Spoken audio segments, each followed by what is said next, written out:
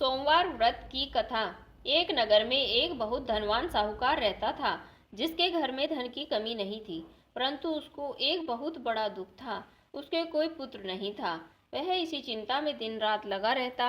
वह पुत्र की कामना के लिए प्रत्येक सोमवार को शिव जी का व्रत और पूजन किया करता था तथा सायंकाल को मंदिर में जाकर शिव जी के सामने दीपक जलाया करता था।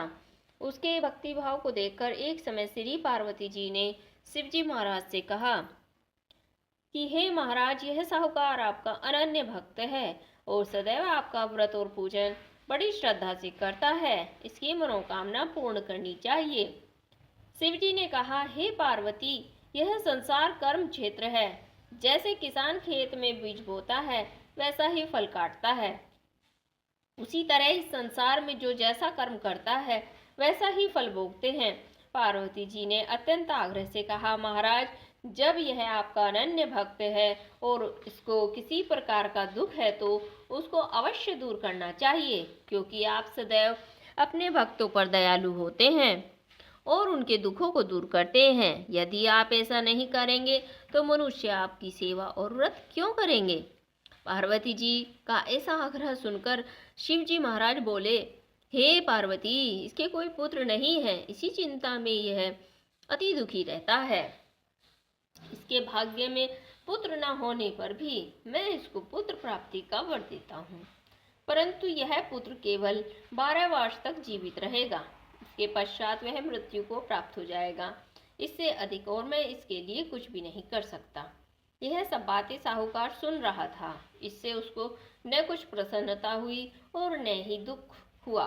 वह पहले जैसा ही शिवजी महाराज का व्रत और पूजन करता रहा। कुछ काल व्यतीत हो जाने पर साहूकार की स्त्री गर्भवती हुई और 10वें महीने में उसके गर्भ से अति सुंदर पुत्र की प्राप्ति हुई। साहूकार के घर में बहुत खुशी मनाई गई, परंतु साहूकार ने उसकी केवल 12 वर्ष की आयु जानकर अधिक प्रसन्नता प्रकट नहीं की और न ही किसी को भेद ही बताया। जब वह बालक 11 वर्ष का हो गया और उस बालक की माता ने उसके पिता से विवाह आदि के लिए कहा, तो वह साहूकार कहने लगा कि अभी मैं इसका विवाह नहीं करूंगा, अपने पुत्र को काशी जी पढ़ने के लिए भेजूंगा। फिर साहूकार ने अपने साले अर्थात बालक के मामा को बुलाकर उसको बहुत सा धन देकर कहा, तुम इस बालक को काशी जी पढ़ने के लिए ले जाओ और रास्ते में जिस स्थान पर भी जाओ, यज्ञ तथा ब्राह्मणों को भोजन कराते हुए जाओ। वह दोनों मामा और भांजे यज्ञ करते हुए और ब्राह्मणों को भोजन कराते जा रहे थे। रास्ते में उनको एक शहर पड़ा। उस शहर में राजा की कन्या का विवाह था और दूसरे राजा का लड़का जो विवाह कराने के लिए बारात लेकर आया था, वह एक आंख से काना था।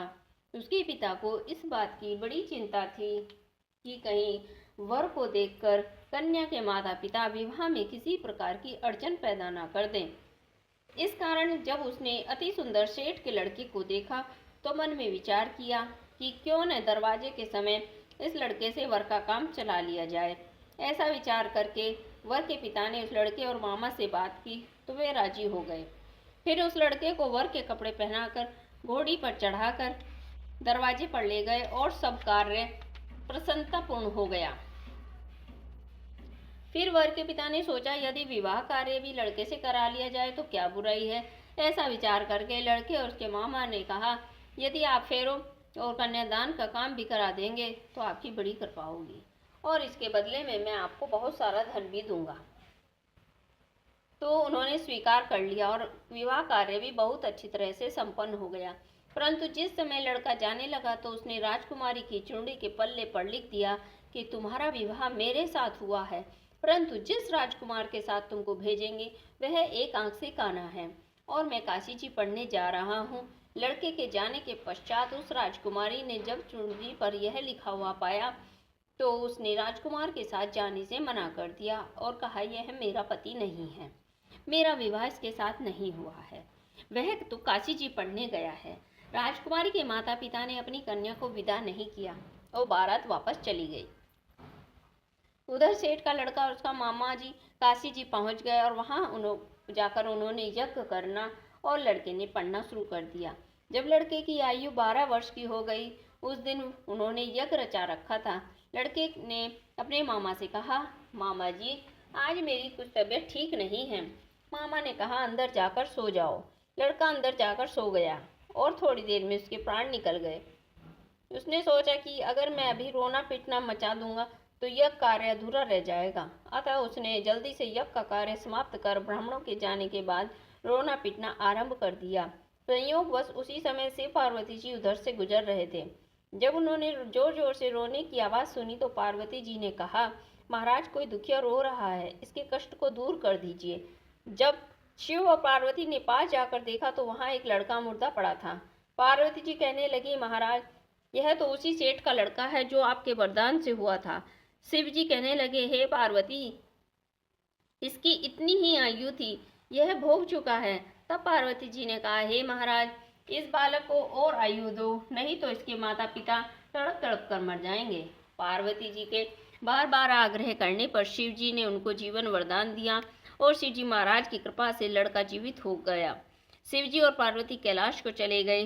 तब वह लड़का अपना मामा और उसी प्रकार यज्ञ करते हुए ब्राह्मणों को भोजन कराते हुए घर की ओर चल पड़े। रास्ते में उसी शहर में आए जहां उसका विवाह हुआ था। वहां पर आकर उन्होंने यज्ञ आरंभ कर दिया तो उस लड़के के ससुर ने उसको पहचान लिया और अपने महल में ले जाकर बड़ी खातिर के साथ बहुत से दास दासियों सहित आदरपूर्वक लड़की और जमाई को विदा किया। जब वह अपने शहर के निकट आए तो मामा ने कहा, मैं पहले तुम्हारे घर जाकर खबर कर देता हूँ। जब उस लड़के का मामा घर पहुंचा तो लड़के के माता पिता घर की छत पर बैठे थे और यह प्रण कर रखा था, यदि हमारा पुत्र सकुशल लौट आया तो हम राजी खुशी नीचे आ जाएंगे, नहीं तो छत से गिरकर अपने प्राण खो देंगे। इतने में उस लड़के के मामा ने आकर यह समाचार दिया, आपका पुत्र आ गया है। उनको विश्वास नहीं आया। तब उसके मामा ने शपथ पूर्वक कहा कि आपका पुत्र अपनी स्त्री के साथ बहुत सारा धन लेकर आया है। तो सेठ ने आनंद के साथ उसका स्वागत किया और बड़ी प्रसन्नता के साथ रहने लगे। इसी प्रकार से जो कोई भी सोमवार के व्रत को धारण करता है अथवा इस कथा को पढ़ता है या सुनता है, उसकी समस्त मनोकामनाएं पूर्ण हो जाती हैं। बोलो शिव पार्वती महाराज की जय हो।